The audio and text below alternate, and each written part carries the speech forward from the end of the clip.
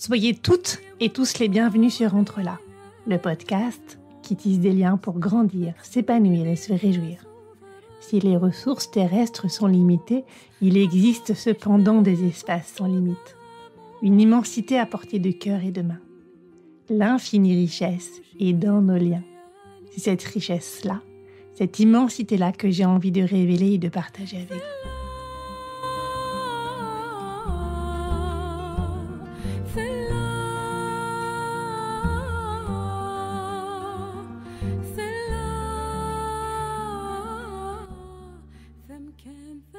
Le changement, nous en parlons presque tout le temps. Qu'est-ce qui fait qu'on change ? C'est le sujet de l'épisode 22 du podcast Entre là. Et comment on change ? Notre rapport aux autres, notre rapport au monde vivant, aux enfants, au temps, etc. Le changement, c'est le terrain de jeu de bien des métiers. C'est celui, entre autres, du conseil et du coaching. Il y a des méthodes qui ne marchent pas, on les connaît. Il y a des méthodes qui marchent, on les connaît aussi, affirme Arnaud Tonnelet. Elles marchent pour les individus, pour les collectifs, pour leurs organisations. Dans cet épisode, nous explorons avec Arnaud les méthodes qui marchent pour changer nos comportements, retrouver et redonner de l'autonomie, éliminer les silos, développer la transversalité, améliorer l'efficacité, prendre soin, rendre chacun et chacune acteur plein de ses propres ressources. Retrouver. Dans la seconde partie de cette interview, Arnaud explique la différence entre le conseil et le coaching et comment le coaching peut contribuer à changer le monde. Rien que ça. Un joli programme que nous vous invitons à écouter maintenant. Chère auditrice, chers auditeurs, cet épisode et ce podcast sont pour toi. Bonne écoute, entre là.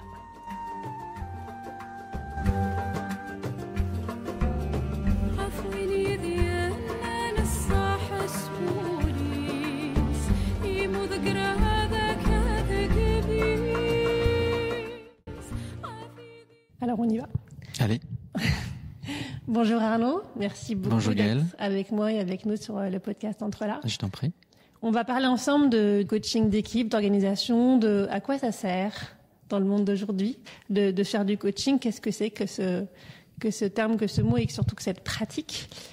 Et juste avant qu'on se lance dans tous ces sujets, est-ce que tu peux te présenter d'une façon qu'on fasse tous connaissance ? Écoute, déjà merci de ton invitation. Je m'appelle Arnaud Tonnelet, j'ai 57 ans, 4 enfants et j'ai à peu près 34 ans d'expérience. Un tiers plutôt comme consultant et 2 tiers comme coach, donc dans ces 3 formats, coaching individuel, coaching d'équipe et coaching d'organisation. Et j'ai écrit quelques livres sur tous ces sujets pour comme je suis assez fainéant de nature, souvent je renvoie mes clients vers les livres en disant tout ça c'est dans les bouquins, donc on n'a plus besoin d'en parler. Donc ça me libère de la bande passante. Oui, d'ailleurs, c'est par tes livres que je sais que tu existais et que j'ai envie qu'on se rencontre. Alors, le coaching, ça parle beaucoup de changement. Enfin, en tout cas, en général, quand on fait un coaching individuel ou d'équipe ou d'organisation, peut-être qu'on les décrira un peu tout à l'heure. C'est parce qu'on a envie de changer quelque chose en soi, autour de soi, avec les autres. Comment est-ce que toi, tu vois cette logique du changement dans les entreprises, puisque tu as été consultant avant? On parle souvent de la résistance au changement, comme quoi les gens résistent. Et j'avais lu une phrase que j'avais trouvée assez jolie et sans doute juste, qui était « les gens refusent pas de changer, mais ils refusent qu'on les change ». Donc, faut d'abord qu'ils aient envie, mais pas seulement. Voilà, tu as tout résumé. Oui, qu'est-ce que c'est que le changement ? En fait, moi je crois que oui, les gens résistent au changement, bien sûr. Mais je dis parfois à mes clients, vous avez raison de penser que les gens résistent au changement, à la condition de rajouter aussitôt après qu'ils sont tout à fait d'accord pour coopérer avec le changement. C'est-à-dire qu'en gros, les 2 capacités sont là en permanence tout le temps. Et ça se voit puisque l'humain est sur Terre depuis un certain nombre d'années. Et donc, s'il est encore là, c'est qu'il s'est adapté. Donc, de dire que l'humain est résistant au changement, ça n'est vrai qu'à moitié. Il s'adapte aussi en permanence au changement. La différence, c'est quoi ? C'est qu'à un moment donné, il change s'il a envie de changer. En gros, voilà.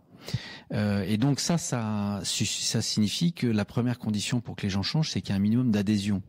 Bon, alors. Le changement individuel, c'est facile. On se met d'accord tout seul. On dit je veux perdre du poids, je veux arrêter de fumer, je décide. Marc, c'est pas si facile que ça quand tu prends juste ces 2 exemples, par exemple. C'est pas si facile, mais en tout cas, on est seul à délibérer. Donc après, on y arrive, on n'y arrive pas. Ça pourrait être encore un autre débat. Mais quand on est plusieurs, du coup, on se heurte aux volontés des autres. Et donc vivre en commun, c'est réussir à faire avec les volontés des uns et des autres. Donc, comme c'est compliqué, les organisations ont inventé un truc simple qui est la hiérarchie. On va dire, il y a des gens qui commandent et il y a des gens qui exécutent. C'est une façon de gérer le changement. Et ça a été la façon pendant des millénaires de gérer le changement. Sauf qu'aujourd'hui, il y a quand même des choses qui ont un peu changé. C'est que les gens, ils ont acquis des ressources, des capacités, et parfois ils n'ont pas envie. Alors tu vas me dire, avant non plus, ils n'avaient pas forcément envie. Sauf qu'avant, ils n'avaient pas les ressources pour ça. Et aujourd'hui, ils les ont parce que déjà, il y a des ressources qui n'existent pas en termes démographiques. Donc les jeunes sont en situation de rapport de force avec les employeurs. Ils ont de l'éducation, ils ont du savoir, ils ont les réseaux sociaux, ils ont plein de choses. Et donc ils ont une vraie capacité aujourd'hui à dire, en fait non, on n'adhère pas à ce changement, on le fait pas. Et donc dans ce cas-là, qu'est-ce qui se passe? On rentre dans un rapport de force. Et ça devient compliqué. On voit bien d'ailleurs quand on compare la façon dont les différentes cultures gèrent le changement. Prenons deux exemples, la France et puis les pays du Nord. La France, qu'est-ce qu'on fait? On va vite, on fait un peu de pédagogie, un peu d'explication, et puis on y va. Moralité, plus on va vite, moins on va vite parce que ça résiste de partout. Les pays du Nord, ils ont fait un autre choix. Ils disent, on va prendre le temps. On va prendre le temps de discuter, et donc on discute. La réforme des retraites, on se dit on va prendre 2 ans. Donc pendant 2 ans, on fabrique du consensus.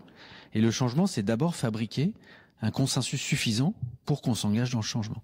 Donc ça veut dire que le changement, c'est pas si compliqué que ça. Ça veut simplement dire qu'il faut à un moment donné plutôt faire le choix de ce que moi j'appelle les méthodes qui marchent. On les connaît, mais on les applique pas toujours. Oui, il y a une affaire de rythme, pas mal.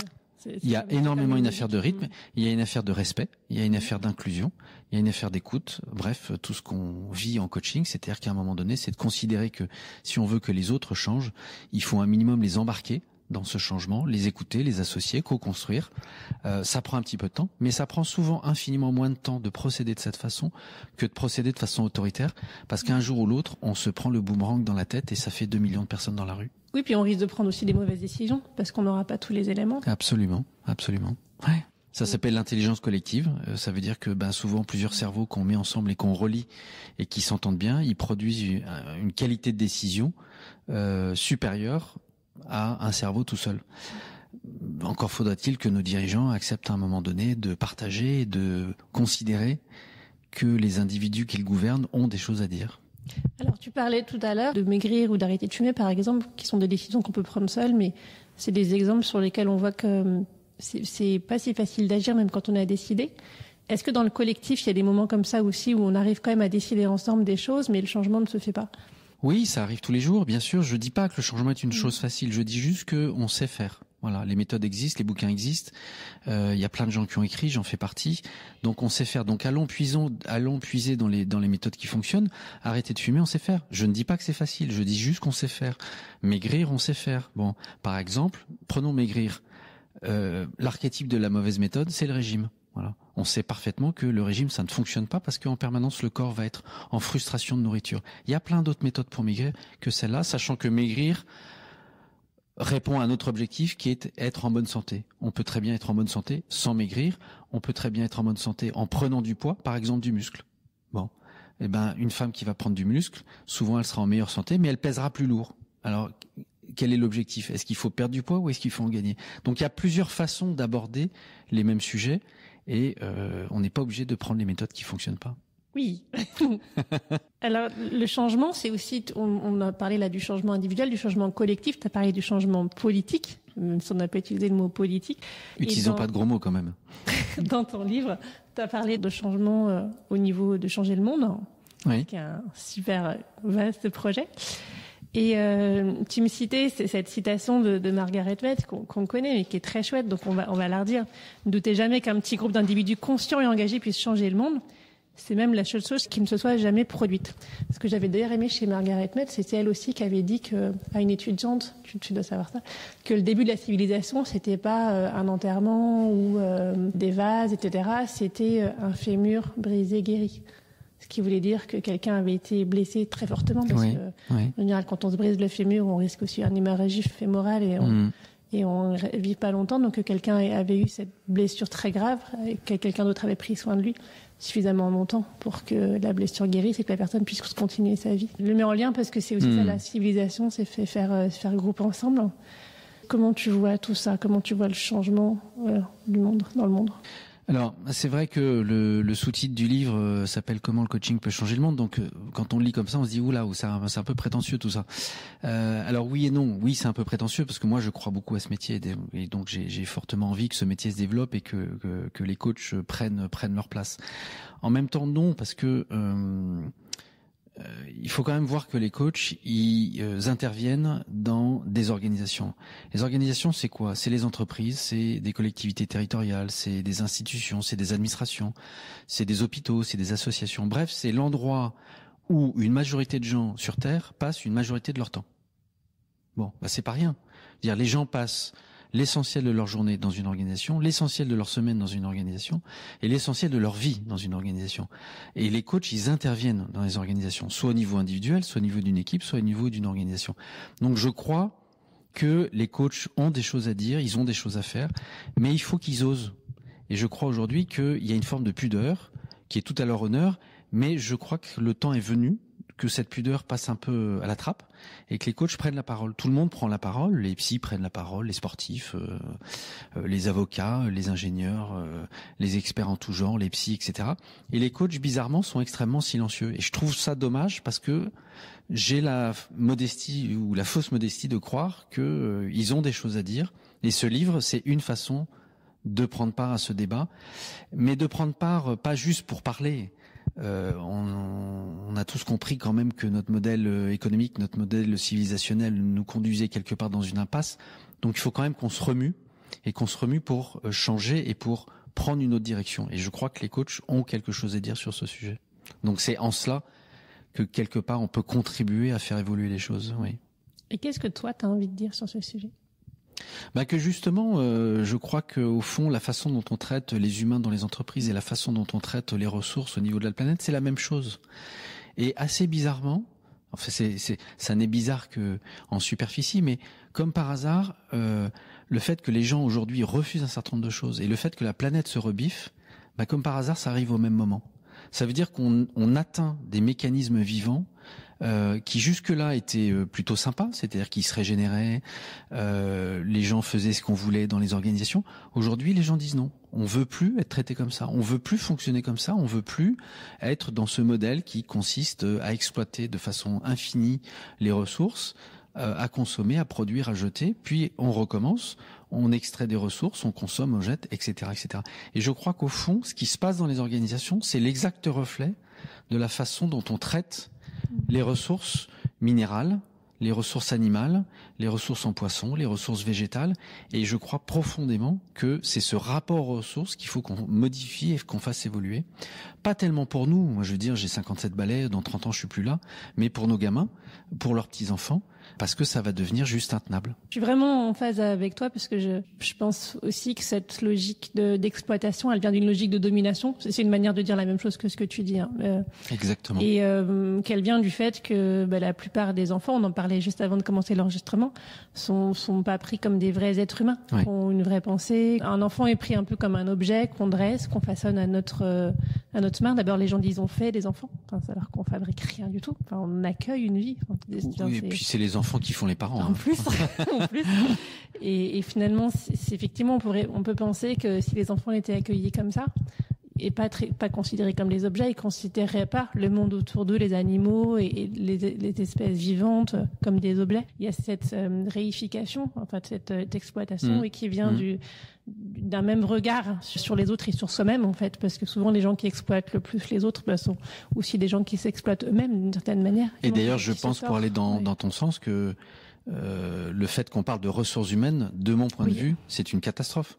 L'être humain n'est pas une ressource. Il y avait un impératif kantien qui est de dire on peut pas considérer l'être humain comme une ressource. L'être humain n'est pas un moyen. L'être humain est une fin. Et donc aujourd'hui, on parle de ressources humaines. Qu'est-ce qui se passe ? À partir du moment où les gens, les individus, les personnes sont des ressources humaines, fussent-elles humaines, elles sont des ressources. Une ressource, qu'est-ce qu'on fait ? On l'exploite et puis on la jette. Et en fait, on a le même rapport aujourd'hui aux humains qu'on a avec les ressources naturelles. On les exploite et puis on les jette. Et c'est C'est tout ça qu'il faut modifier. C'est arrêter de considérer les gens comme des ressources, arrêter de considérer que la planète est une espèce de vaste supermarché dans lequel on peut aller piocher de façon infinie. Non, il faut vraiment qu'on ait une bifurcation assez nette, assez forte sur ces deux plans qui sont pour moi les mêmes en fait.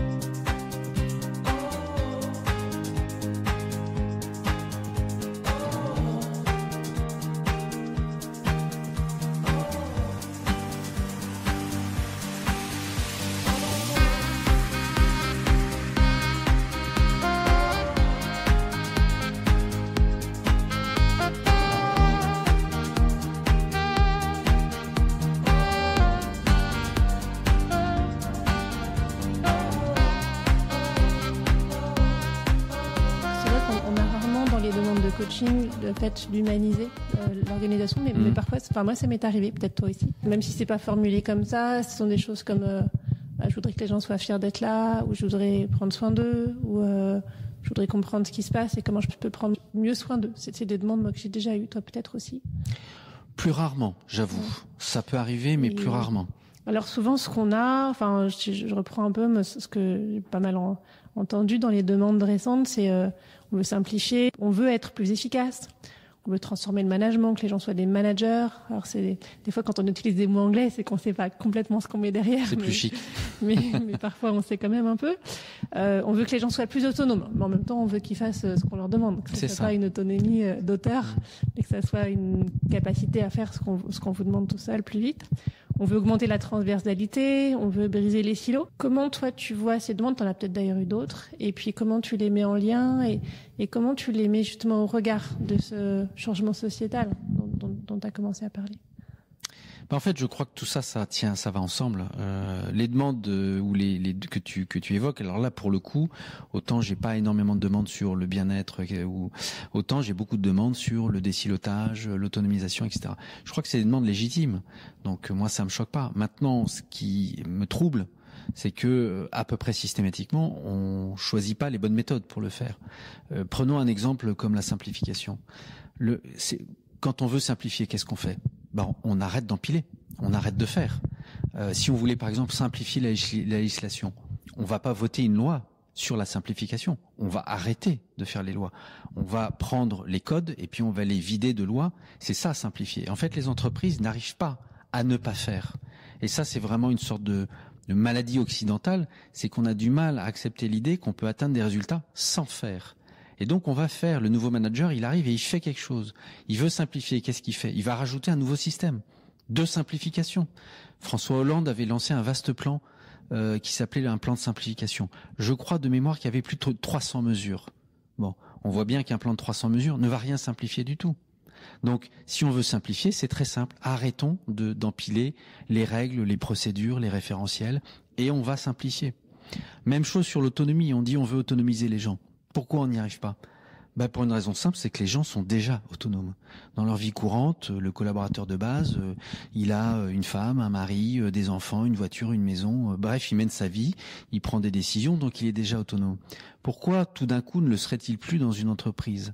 Parce qu'il a passé en portillon, et quand il passe le portillon, il y a des tonnes de procédures qui lui tombent dessus, des tonnes de règles, d'ordres, la plupart du temps qui se contredisent. Et donc, au bout d'un moment, il fait ce qu'on lui demande. Donc, il perd son autonomie. Il exécute plus son autonomie, sachant que l'autonomie, c'est la capacité à faire par soi-même ce qu'on veut. C'est ça, l'autonomie. Bon, si dès que le collaborateur fait acte d'autonomie, on lui tombe dessus sur le mode « c'est pas ça qu'il faut faire », on crée ce qu'on appelle une injonction paradoxale, c'est-à-dire une contradiction. Et donc, au bout d'un moment, le collaborateur qui est pris dans ces contradictions, il n'a pas 50 solutions. Première solution, il devient zinzin. Bon, ça s'appelle un burn-out, ça s'appelle la folie, ça s'appelle ce qu'on veut. Deuxième solution, il se met en colère. Il pète un câble et il dit « moi, j'en peux plus ». Puis troisième solution, il se retire, il retire ses billes du jeu. Alors, soit il s'en va, il démissionne, soit il se retire intérieurement. C'est-à-dire qu'il baisse son niveau d'engagement. Et c'est ce à quoi on assiste dans les organisations, c'est que les gens se retirent, c'est-à-dire font juste leur boulot, j'allais dire 9h, 18h, et puis pas plus. Et on se dit, il faut que les gens remontent l'engagement. Mais quand ils viennent dans l'entreprise, ils sont engagés. C'est bien qu'il s'est passé quelque chose entre le moment où ils sont rentrés et le moment où on constate leur désengagement.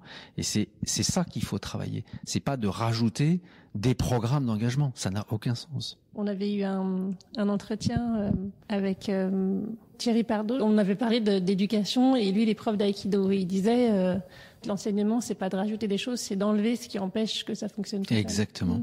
C'est exactement ça. L'exemple un peu bête, c'est tu emmènes quelqu'un en randonnée, puis au bout d'un moment, il est fatigué. Bon, qu'est-ce que tu vas pas lui dire accélère. Tu vas pas lui dire il faut que tu sois pas fatigué. Non, tu prends son sac et tu l'allèges. Bon, et là tout d'un coup il va se remettre à marcher. Mais en fait, il faudrait faire la même chose dans les entreprises, c'est-à-dire plutôt que de vouloir simplifier et rajouter des procédures, c'est dire qu'est-ce qui empêche les gens de fonctionner simplement. Ce qui empêche, c'est qu'il y a plein de choses partout. Les tours de la Défense à Paris sont pleines de gens qui passent leur journée à inventer des règles, des procédures. On peut pas leur en vouloir, ils sont payés pour ça. Donc il s'agit pas de dire c'est eux les responsables, ils sont responsables de rien. Mais c'est cette logique-là qu'il faut arrêter. Donc si on veut autonomiser, c'est la même chose. Considérant les gens comme autonomes et voyons ce qui éventuellement les empêche de prendre des initiatives. Et là, on a un peu de boulot. Et sur la transversalité, tu dirais quoi ? Quand on veut absolument qu'il n'y ait pas de silo, que les gens travaillent ensemble, etc. C'est la même chose, la transversalité. C'est exactement la même chose. Qu'est-ce que c'est une entreprise ou qu'est-ce que c'est une organisation ? C'est une façon d'organiser le travail de façon spécialisée. Donc, on va dire à des gens, toi, tu vas t'occuper de la finance, toi, tu vas t'occuper des achats, toi, tu vas t'occuper de la production, toi, tu vas t'occuper du commerce. Bref, on spécialise. Bon. Tous ces gens-là, au bout d'un moment, ça crée une organisation. On a bien organisé le travail. Mais forcément, au bout d'un moment, chacun voit midi à sa porte. Le commercial ne voit pas les mêmes choses que le producteur, qui ne voit pas les mêmes choses que le financier. Et donc, chacun est dans son silo, si je puis dire. Bon. Pourquoi les gens coopèrent pas ou mal ? Parce que, au bout d'un moment, d'abord, on voit pas tous midi de la même façon. Donc, le RH voit pas les mêmes choses que la finance. Et surtout, il n'y a pas suffisamment de commun. C'est un peu la même chose que dans une équipe de foot. Si on disait... l'attaquant il dit moi j'ai marqué des buts donc j'ai fait mon boulot et donc j'ai gagné. Non, t'as pas gagné, t'as peut-être marqué des buts, mais si l'équipe a perdu, toi aussi t'as perdu. C'est-à-dire qu'à un moment donné, il faut créer suffisamment d'objets communs et aligner ce qu'on appelle les systèmes RH, notamment les procédures d'évaluation, parce que si on évalue les gens sur une stricte base individuelle, qu'est-ce qu'ils font ? Ils agissent en fonction de ce sur quoi on les évalue. Donc ils vont pas être évalués sur la coopération, donc il n'y a pas de raison qu'ils coopèrent. Voilà, j'ai écrit un papier d'ailleurs où je disais en gros que le silotage, c'est la meilleure façon de travailler avec son voisin sans se battre. Pourquoi les gens travaillent pas ensemble ? C'est souvent effectivement ce qui se passe. Le process, ça permet que Exactement. ça marche à peu près avec des gens qui s'entendent pas forcément. C'est ça. Bien, C'est-à-dire que si les gens voient pas les choses de la même façon, ce qui est normal puisque l'organisation, encore une fois, est faite pour ça. Il faut qu'à un moment donné, il y ait quelqu'un qui tranche ces désaccords. Bon. Et moi, ce que je peux observer, c'est que parfois, cet arbitrage-là, managérial, n'existe pas. Donc, qu'est-ce qui se passe ? Soit les gens se battent, et c'est le plus fort qui va l'emporter, soit les gens se disent, je vais pas au bureau pour me battre, je vais me retirer dans mon silo. Donc, chacun est dans sa petite tour d'ivoire, chacun fait son boulot, mais ça silote. Donc l'injonction consistant à dire aux gens travaillez ensemble, ça fait partie de ce que moi j'appelle les méthodes qui marchent pas. Il va falloir se poser la question de pourquoi les gens travaillent pas. On vient d'en donner quelques exemples. Oui, puis ça peut être une manière aussi de trouver de la sécurité, ce qui va avec, hein, mais tout ça. Du confort. Du confort. C'est-à-dire que c'est plus facile de travailler dans mon coin plutôt que de coopérer avec le voisin. Parce qu'évidemment, le voisin, je dois m'entendre avec lui, je dois co-construire avec lui, je dois être capable de l'écouter, il doit lui-même être capable de m'écouter. Il faut qu'on rentre dans une logique de co-construction et de se dire, bon, il y a la vie numéro 1, la vie numéro 2, qu'est-ce qu'on fait? On fait soit la vie numéro 1, soit la vie numéro 2, soit on en invente un troisième. Et ce sera ni le tien ni le mien, ce sera une création commune. C'est ça qu'on appelle l'intelligence collective. Et je crois que c'est l'avenir à la fois de la planète et de l'humanité de rentrer dans des logiques de co-construction. C'est pas de dire aux uns et aux autres ils ont tort, c'est de dire au fond de là où vous êtes, vous avez raison de penser ce que vous pensez, mettons tout ça dans un pot commun et construisons quelque chose avec tout ça. Et ça, il y a certaines cultures qui sont beaucoup plus douées que la culture française pour le faire. Oui, ça demande des capacités relationnelles, émotionnelles, qu'on n'a pas toujours développées. C'est vrai qu'on voit que dans tous les environnements agiles, ou enfin quand on veut que les gens puissent travailler ensemble pour aller plus vite, pour mettre des nouveaux produits ou de nouvelles offres sur le marché plus rapidement, etc., pour répondre aux clients plus vite, ça veut dire qu'il faut travailler ensemble, donc il faut des compétences émotionnelles, relationnelles. Et donc il s'agit de les développer. C'est vrai qu'elles sont pas si fréquentes, parce que peut-être notre vie a été réglée dès le début dans les systèmes scolaires, où il y avait des règles qui faisaient à la place des interactions. Et on valorise surtout l'intellect. C'est-à-dire le beau discours, la belle leçon, la belle démonstration. Donc on est beaucoup dans l'intellect, ce qui a des bons côtés, hein. Ça nous fait des beaux intellectuels, ça nous fait des prix Nobel de littérature, ça nous fait des médailles de Fields en maths. Donc il faut pas jeter le bébé avec l'eau du bain. Mais c'est vrai que sur le plan des interactions, je suis pas sûr que la culture française soit la plus douée pour ça. Et je pense qu'on a beaucoup à apprendre des cultures nordiques, quand on va voir dans les pays scandinaves comment ils fabriquent les décisions. D'ailleurs, je trouve un truc intéressant, c'est en France on dit prendre une décision. Les anglo-saxons disent to make a decision. C'est-à-dire la décision est quelque chose qui se fabrique. Donc ça veut dire qu'il faut qu'il y ait du temps, il faut qu'il y ait un processus, et au bout d'un moment, il y a une décision qui sort. Les Français, ils prennent la décision. Bon. Je dirais pas plus de choses, mais on voit bien l'imaginaire qui est autour de... Mais la sémantique, c'est quand même rudement parlant. C'est une version patriarcale de la décision. Alors, ces changements dont on vient de parler, la transversalité, les silos, on peut accompagner ces changements-là de plein de manières. Tu disais qu'il y avait des manières qui marchent et des manières qui marchent pas. On peut faire ça en conseil, on peut faire ça en coaching. Ouais. Est-ce que tu peux nous expliquer c'est quoi l'écart et en fait c'est quoi faire du coaching dans ces conditions-là et dans d'autres? Alors grosso modo, je vais simplifier, hein. Évidemment, on peut nuancer. Mais si je simplifie aujourd'hui, une entreprise qui veut se transformer ou qui veut changer ou qui veut conduire les réformes que tu indiques, elle a deux grandes natures de prestations qu'elle peut choisir. Elle peut choisir soit des prestations de consulting, soit des prestations de coaching. Le consulting, comment il intervient? Les croyances fondamentales derrière le consulting, c'est que le client, il a besoin d'expertise et il a besoin de bras. C'est-à-dire que s'il ne sait pas faire par lui-même, c'est qu'il lui manque du savoir. Donc on va lui apporter des connaissances, on va lui apporter des datas, des benchmarks, on va lui apporter des systèmes d'information, on va lui apporter tout ça. C'est-à-dire c'est un apport de l'extérieur. Bon. Et tout ça, ça se paye évidemment très cher. Deuxième solution, c'est qu'on lui apporte aussi des bras. C'est-à-dire de la force de travail, parce que la transformation, ça réclame des ressources et que de temps en temps, les entreprises sont pas suffisamment staffées pour ça. Donc on va utiliser 2, 3, 5, 10 personnes, parfois plus. Voilà. Donc ça, c'est la valeur ajoutée du consulting. Le consulting pose que le client n'a pas les ressources. Le coaching, c'est le contraire. Le coaching pose que le client a les ressources. Il a les ressources psychiques, il a les ressources en compétences et il a même souvent les ressources en bras. Simplement, parfois le client perd l'accès à ses ressources, comme dans notre vie, de temps en temps, l'individu, nous-mêmes, on perd l'accès à nos ressources. Pourquoi? Parce que on est stressé, parce que on n'en peut plus, parce qu'on est fatigué, parce que on a trop de pression. Il y a 1000 raisons pour lesquelles on peut perdre l'accès à nos ressources. Simplement, il y a des moments où on a l'impression de pas y arriver. Le coach dit, en fait, mon client, il a les ressources. Moi, mon boulot, ça va pas être de lui apporter quelque chose de l'extérieur, ça va être de le reconnecter à ses ressources. Simplement, il les voit plus, ces ressources. Donc, il va falloir qu'on les reconnecte, qu'on les retrouve, au sens retrouver, et qu'une fois qu'on les a trouvées, on les reconnecte. Voilà. Je dis pas qu'il y a une méthode qui est meilleure qu'une autre. Je dis que ce sont deux méthodes différentes et que ces deux méthodes peuvent être utilisées pour conduire les transformations. J'ai quand même la faiblesse de croire qu'il y a une méthode qui est, entre guillemets, plus écologique que l'autre. Le coaching, vous aurez deviné, parce que évidemment, elle est beaucoup plus proche de l'humain. Elle fait confiance à l'humain, elle part du principe que l'humain a des ressources, mais que temporairement, il a perdu cet accès. Et ça les rend autonomes.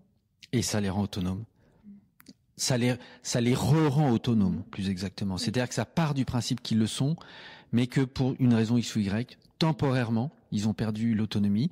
Et ben temporairement, on va les accompagner, on va être à côté, on va les reconnecter. C'est la même chose. J'avais écrit un papier qui comparait la médecine occidentale et la médecine chinoise. Et encore une fois, je n'oppose pas les deux parce que de temps en temps, il y a besoin des deux. La médecine occidentale, elle dit, vous avez une pathologie, vous avez quelque chose, on va vous donner des produits de l'extérieur. On va vous donner des médicaments, des chimios, tout ce que vous voulez.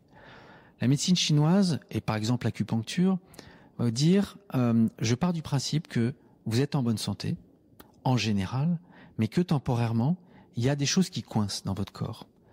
Pourquoi ? Parce que énergétiquement, ça circule plus assez. Qu'est-ce que fait l'acupuncteur ? Il rajoute rien. Il repère les endroits où votre énergie circule plus, il pend 2-3 aiguilles et ça recircule. Encore une fois, je n'oppose pas les deux. Je dis pas il y en a une qui est meilleure que l'autre. Simplement, le coaching est plus proche de cette approche-là, qui est de dire, mon client, il a les ressources, je vais trouver où est-ce que ça coince. Et une fois qu'on a trouvé ça, où est-ce que ça coince, ça peut être du stress, ça peut être une gestion émotionnelle, ça peut être du trop-plein, ça peut être des injonctions paradoxales dont le client n'arrive pas à se débarrasser, etc. Le client retrouve ses sources et du coup, il arrive à traiter ces situations. Et ce principe-là vaut pour un individu, il vaut pour une équipe, il vaut pour une organisation. C'est-à-dire que la taille du système humain qu'on accompagne n'a pas d'importance. C'est les mêmes principes d'accompagnement. Et est-ce que tu peux peut-être expliquer un petit peu plus, parce que c'est encore moins connu, le coaching d'organisation ? Alors, qu'est-ce que c'est que le coaching d'organisation ? C'est une discipline hybride, et c'est pour ça qu'on a du mal à les mettre dans des cases. Ça emprunte au consulting son objet qui est la transformation. C'est-à-dire que ça s'occupe d'un objet de transformation qui peut être de la stratégie, qui peut être de l'organisation, qui peut être de la gouvernance, qui peut être de la production, etc., etc. Donc ça vient c'est plutôt un territoire occupé jusqu'à présent par les consultants. Mais ça va emprunter les outils, les méthodes et les postures au coaching. Et c'est pour ça qu'on parle de coaching d'organisation. C'est d'abord un métier de coach, c'est d'abord une façon de coach de mener la chose, mais c'est pas un individu qu'on accompagne, c'est même peut-être pas une équipe, c'est l'ensemble d'une organisation en vue de se transformer. Et donc on a appelé ça du coaching d'organisation. Ça, on le fait avec les humains qui sont à l'intérieur. Oui, absolument. On fait avec ce qui est là.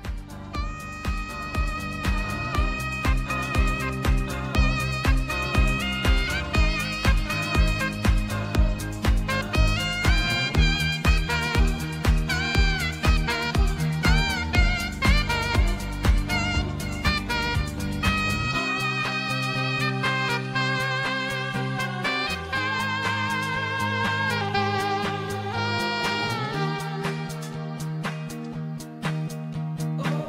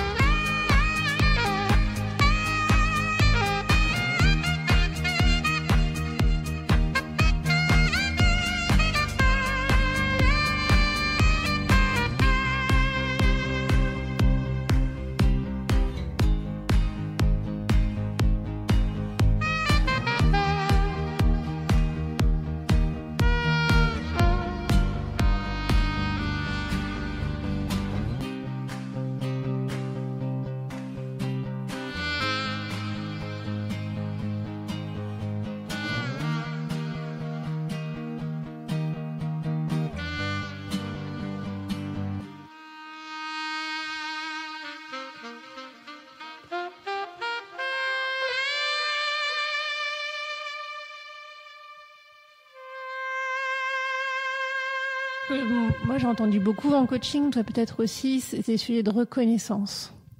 Des personnes qui ne se sentent pas assez reconnues ou qui vont chercher de la reconnaissance par tous les moyens, parfois en se suradaptant plus, comme on l'a dit tout à l'heure, quand on parlait ensemble.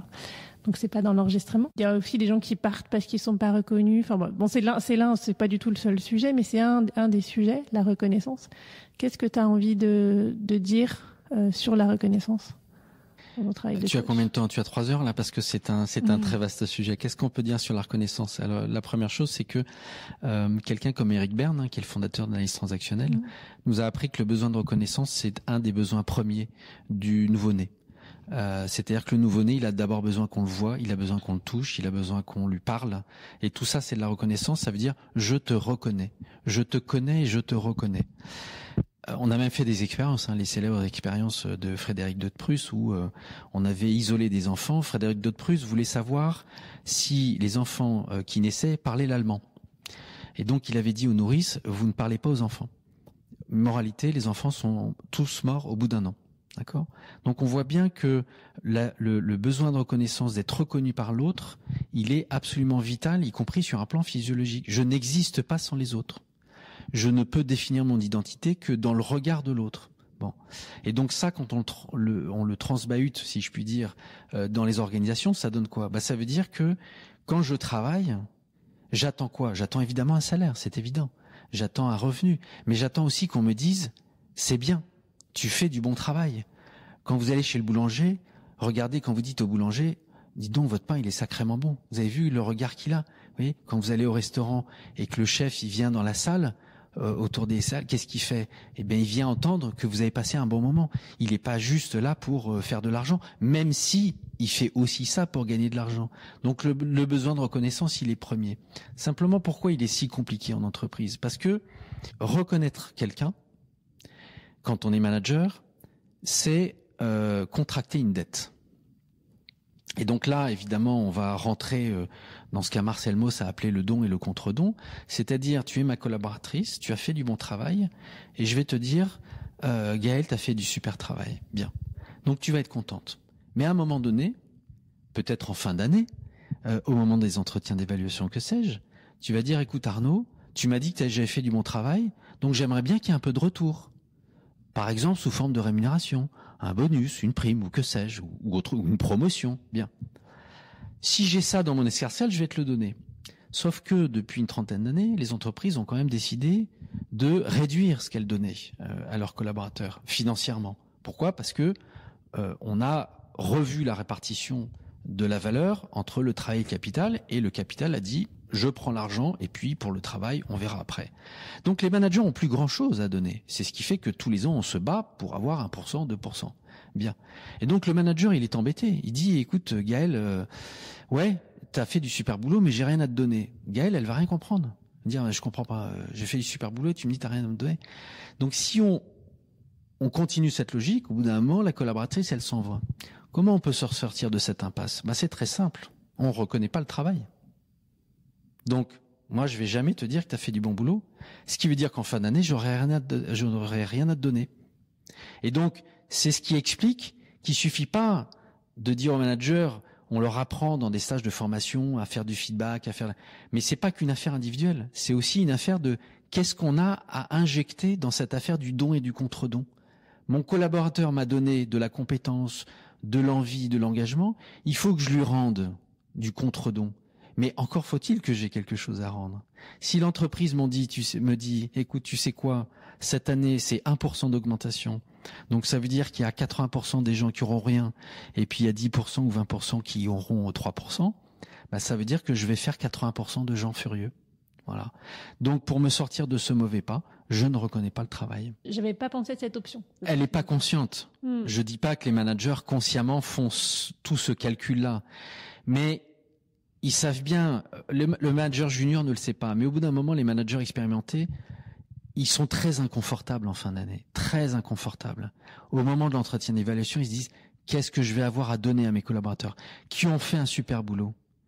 Et donc, quand ils ont vécu 1 fois, 2 fois, 3 fois la colère de leurs collaborateurs, certains sont partis, Et ceux qui sont restés sont souvent dans un état d'engagement faible. Ils se disent je suis dans une impasse. Et donc ils construisent ce bricolage. Ouais. Malheureusement, personne ne veut ça. Les collaborateurs, évidemment pas, les managers non plus, et ceux qui prennent les décisions d'allocation de ressources et d'allocation d'augmentation et de revenus ne sont pas concernés par ce sujet. Donc on s'aperçoit que ceux qui sont concernés n'ont pas la main sur les leviers, ceux qui ont la main sur les leviers ne sont pas concernés par ce sujet de la reconnaissance. Ils sont trop loin, ils sont aux derniers étages des tours de la défense, donc ça les intéresse pas tellement. Il faudrait de la transversalité. Cette fameuse transversalité. C'est un des multiples exemples dans lesquels on voit que nos besoins, qui sont des besoins depuis l'enfance, on cherche à y répondre, à les remplir en entreprise, ce qui est normal puisque c'est là qu'on passe la majorité de notre... C'est évident. Mais là-dessus, de nouveau, Eric Berne dit, il a écrit un livre qui s'appelle « Que dites-vous après avoir dit bonjour ?» Ce livre, c'est quoi? C'est, une fois qu'on a dit bonjour, comment on occupe son temps pour obtenir de la reconnaissance. Et en fait, toutes nos stratégies comportementales, toutes nos attitudes, toute notre vie, ça va être pour obtenir un regard, pour obtenir une attention, pour obtenir un mot, pour obtenir une parole, pour obtenir un retour. Après, il y a 1000 façons. Certains cherchent l'amour, d'autres cherchent l'argent, d'autres cherchent le pouvoir. Il y a 1000 façons. Mais on a besoin de ce retour pour exister, tout simplement parce que quand on est tout seul, on n'existe pas. Robinson ne recommence à exister qu'à partir du moment où vendredi arrive. Voilà. L'enfant sauvage qui est tout seul, au bout d'un moment, il n'existe plus. Donc on est des êtres fondamentalement relationnels, et je trouve qu'on a perdu de vue. Les peuples premiers sont beaucoup plus à l'aise avec cette vision des choses. Il n'y a que les Occidentaux qui ont développé cette vision un peu individualiste. Là aussi, elle a plein d'intérêts, cette vision individualiste, elle donne beaucoup de liberté, mais l'inconvénient, c'est qu'on n'est pas très doué pour la partie relationnelle de la vie humaine. Je suis petit, écoute-moi gamin, je vais te raconter l'histoire de l'être humain. Au début y avait rien, au début c'était bien, la nature avançait, y avait pas de chemin. Puis l'homme a débarqué avec ses gros souliers, des coups de pied dans la gueule pour se faire respecter, des routes à sens unique qu'il s'est mis à tracer. Les flèches dans la plaine se sont multipliées, et tous les éléments se sont vus maîtrisés. En 2 temps 3 mouvements l'histoire était pliée. C'est pas demain la veille qu'on fera marche arrière, on a même commencé à polluer les déserts. Il faut que tu respires, et ça c'est rien de le dire. Tu vas pas mourir de rire, et c'est pas rien de le dire. Qu'est-ce que tu aurais envie de proposer aux humains pour être pleinement humains et pour retrouver ces compétences relationnelles? Moi, je crois que les compétences relationnelles, elles sont là. De même que l'autonomie est là, de même que la responsabilité est là. Simplement, on a empilé les choses, on a créé des systèmes qui visent à accumuler, accumuler, accumuler et encore accumuler. On nous a enseigné que pour être heureux, il fallait posséder. Certains disent des Rolex, d'autres disent des Porsche, d'autres disent des maisons, d'autres disent je sais pas quoi. J'avais entendu il y a pas longtemps une petite expérience où quelqu'un demandait aux gens: est-ce que vous pouvez nous raconter les 5 ou 6 dernières fois où vous avez été très heureux? Et donc les gens racontaient ces expériences où ils avaient été très heureux. Et la personne disait: ben vous voyez, si demain vous consommez un peu moins, aucun de ces moments ne sera impossible. Je veux dire, vous pourrez revivre ces moments en achetant moins, en consommant moins, parce que vous serez pas heureux en passant votre temps à consommer. Quand on regarde les choses, les gens sont heureux de quoi? Ils sont heureux quand ils ont du sens dans leur vie, quand ils ont des relations, quand ils ont des beaux enfants, quand ils ont un job intéressant. Tout ça, ça n'a pas besoin de passer par une consommation effrénée. Et je crois que si on arrive à retrouver une forme de frugalité, une forme de simplicité, on aura, comme dit l'autre, moins de biens, mais plus de liens. Les biens ne nous rendent pas heureux, alors que les liens nous rendent heureux. Oui, puis ça devient des choses à défendre très très fort, qui nous occupent beaucoup l'esprit et la tête. Oui, et puis on a besoin de beaucoup de policiers pour les défendre, etc., etc., alors qu'on pourrait mettre l'argent ailleurs. Et c'est vrai que dans des moments où on a moins. On arrive finalement pas si mal à coopérer. Une fois, on s'était posé la question de quand il y a des événements un peu catastrophiques, est-ce que c'est pire ou est-ce que c'est mieux entre les humains? Globalement, j'ai l'impression, j'avais vu quelques études, c'est plutôt mieux. Oui. Et là, dans l'épisode précédent, je parlais avec Olivier Hamon, qui est un biologiste qui s'est intéressé pas mal à la robustesse et qui disait... À lire. Ouais, il faut lire les travaux d'Olivier Hamon. Ouais. Il est passionnant. Je pensais, en fait, en lisant justement un peu son livre avant de l'interviewer, mon parrain qui est botaniste m'avait montré quand j'étais enfant dans les Alpes, pas loin de Lyon, d'où tu viens, finalement dans ces environnements en altitude, on a très peu de plantes, mais elles sont souvent plusieurs, elles coopèrent. Et Olivier Hamon me rappelait que Darwin, il a parlé de la sélection naturelle parce qu'il était en Amérique du Sud, dans des écosystèmes tropicaux très abondants où là il y avait de la rivalité, de la compétition. Et que un autre biologiste qui était allé en Sibérie, lui, avait vu des écosystèmes qui coopéraient dans des moments où on avait beaucoup moins de ressources. Et que finalement, peut-être que la chance aussi, dans l'horreur des catastrophes naturelles que l'humain a causées, c'est que ça va nous obliger, ou en tout cas même pas nous obliger, c'est avec moins de ressources, ça va peut-être pas empirer nos relations, mais ça peut peut-être aussi nous amener à les améliorer. Il y a une espèce de paradoxe là-dedans. Oui. Et moi, je ne peux que partager tout ce que tu dis. Simplement, on a bâti un système depuis, on va dire, un siècle ou deux, qui repose sur une idée contraire, qui est que pour être heureux, il faut accumuler. Donc, qu'est-ce qu'on fait? On accumule. On cherche des jobs qui gagnent beaucoup d'argent. Puis quand on gagne beaucoup d'argent, on dépense beaucoup d'argent. Puis quand on dépense beaucoup d'argent, il faut en regagner beaucoup. Et on est dans une espèce de roue. Et puis quand on dépense beaucoup d'argent, on exploite beaucoup. On exploite beaucoup parce qu'évidemment, l'avion, et oui, puis le téléphone qu'on jette tous les 2 ans, il faut des métaux rares pour le faire, etc., etc. Donc je crois qu'il n'y a pas. Et là au-dessus, il y a des études économiques qui sont assez précises, qui montrent le degré de corrélation entre le revenu et le bonheur. Bon, jusqu'à un certain niveau, l'augmentation du revenu augmente le bonheur. Et à partir d'un certain niveau, ça plafonne. C'est-à-dire que vous pouvez augmenter votre revenu. Ça ne changera rien à votre sentiment de bien-être ou à votre sentiment de bonheur. Donc on n'a pas besoin, je crois, d'accumuler à l'infini des objets qui vont tous finir à la poubelle que généralement, très généreusement, on exporte dans les pays africains parce qu'évidemment on n'a pas du tout envie de les avoir sous le nez. Et je crois que c'est tout ça qu'il faut modifier et revenir à des modes de vie, plus simples. Et généralement, quand on revient, on a d'ailleurs des expériences. C'était parfois quand on part en vacances, on va faire du camping. Qu'est-ce que c'est que le camping? On a une maison bien confortable, bien chauffée, avec la télé, le frigo, et on va se dormir sur la pelouse. C'est quand même incroyable. C'est que quelque part, quand on revient à des modes de vie un peu plus simples, on peut retrouver des choses extraordinaires. Voilà, simplement passer du temps ensemble, prendre un apéro, être dehors, rigoler, et on regarde pas Netflix et on est super content de pas regarder Netflix. Tu regardais vraiment les humains qui sont en face de nous, c'est une autre expérience. Oui, et là-dessus les réseaux sociaux nous aident pas. On le voit chez les jeunes, c'est que l'expérience virtuelle prend beaucoup de place et aujourd'hui il y a une difficulté à rentrer vraiment en relation. Je lisais une étude d'ailleurs il y a pas longtemps sur les sites de rencontres qui commencent à baisser en nombre parce que les gens sont déçus en fait.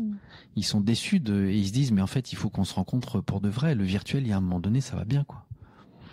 Et le Covid l'a montré encore plus que tout. C'est-à-dire que pendant quelques mois, c'est pas non plus une période démente, les gens sont devenus zinzin parce qu'il n'y avait plus de contact. C'est bien quand même que la vie humaine, elle est d'abord faite de contact. Oui, le lien, effectivement, il n'est pas que virtuel, il est physique. Il est physique, il est présentiel, pour utiliser un langage d'entreprise. Oui, il se passe autre chose quand on se rencontre que quand on est derrière un écran, on le voit bien. Et d'ailleurs, le coaching, ça marche quand même mieux en présentiel aussi. Oui, oui. Après, c'est vrai que ça évite les déplacements, donc ça évite aussi de prendre le train, ça évite de prendre l'avion, ça évite de polluer. Et donc, en ce moment, par exemple, moi j'ai un client qui est au Qatar. Je vais pas aller au Qatar tous les 4 matins pour accompagner ce client. Donc, de temps en temps, le virtuel, c'est pas mal. Voilà. Oui, d'ailleurs, je sais pas quelle est ton expérience. Moi, j'ai trouvé que le coaching individuel en visio, ça marche très bien. Oui. Le coaching d'équipe, j'en ai fait pendant la période Covid, j'avais l'impression d'être un imposteur. J'avais la trouille de manquer les 3 quarts des choses. Ouais. Je pense que coaching d'équipe et d'organisation, pas si simple en virtuel quand même. Alors moi, je refuse tout coaching d'équipe en virtuel. Voilà, c'est pas plus compliqué que ça. Les clients disent mais on fait bien des formations. Je lui dis vous faites des formations. Ça veut pas dire qu'il se passe quelque chose. Parce que quand les gens sont derrière l'écran, on sait pas ce qu'ils font. Voilà, ils peuvent avoir un double écran, regarder autre chose. On a un niveau de présence et de qualité de présence qui n'a rien à voir. Donc le coaching individuel, ça marche bien, je trouve. Le coaching d'équipe, pour moi, c'est une catastrophe. À faire en virtuel. On arrive à la fin de notre entretien. Est-ce qu'il y a quelque chose dont tu voudrais parler, qu'on n'a pas encore évoqué ? Oula, il y aurait plein de choses dont on pourrait parler. Moi, je crois à ce métier. Voilà, le livre autour duquel on se rencontre, c'est des petites chroniques d'une page, 2 pages. J'ai écrit ça pour qu'on puisse le lire aux toilettes ou entre 2 stations de métro. Voilà, ça prend 1 minute ou 2. C'est fait pour réfléchir. Ça apporte pas de réponse, c'est fait pour réfléchir. Et je pense que dans notre métier de coach, on a besoin de ça. C'est-à-dire que l'outil du coach, c'est d'abord la question. Et donc ce livre est beaucoup plus rempli de questions que de réponses. Moi, je suis pas très intéressé par les réponses, parce que je trouve que les réponses, elles ferment une boucle relationnelle, alors qu'une question ouvre une boucle relationnelle. Et ça va ouvrir une interaction. Et je trouve que c'est l'interaction qui est intéressante. C'est pas tellement de savoir qui a raison. Voilà. Partons du principe que tout le monde a raison et que comment on interagit autour de ce présupposé que tout le monde a raison. On va pouvoir créer des trucs sympas. Voilà. Oui, parce qu'on ouvre des mondes à chaque fois qu'on ouvre des questions. Exactement. Des perspectives, ouais. On ouvre des mondes, des perspectives. On ouvre de la joie. Moi, je crois beaucoup à ça. Et quand je fais du coaching d'équipe, j'essaye d'introduire de la joie. C'est-à-dire de dire, on passe 8 heures, 10 heures, 12 heures au bureau, dans les entreprises. On pourrait peut-être injecter un tout petit peu de joie. Et quand on injecte de la joie, bizarrement, tous les problèmes qui paraissaient insurmontables deviennent surmontables. Voilà. C'est ça, je crois, notre métier. Et c'est ça l'objet de ce livre. Ça nous fait une belle conclusion. Merci Gaëlle. Si vous voulez en savoir davantage sur Arnaud Tonnelet, si vous voulez le contacter, lire ses livres, vous trouverez comme d'habitude toutes les informations utiles dans la description de cet épisode. Ce podcast n'est pas seulement le mien, c'est aussi le vôtre, c'est le nôtre. Si vous voulez contribuer, intervenir, proposer, contactez-moi. Si vous avez aimé cet épisode, partagez-le autour de vous, mettez des étoiles pour le noter et abonnez-vous pour ne pas manquer les prochains. À très bientôt!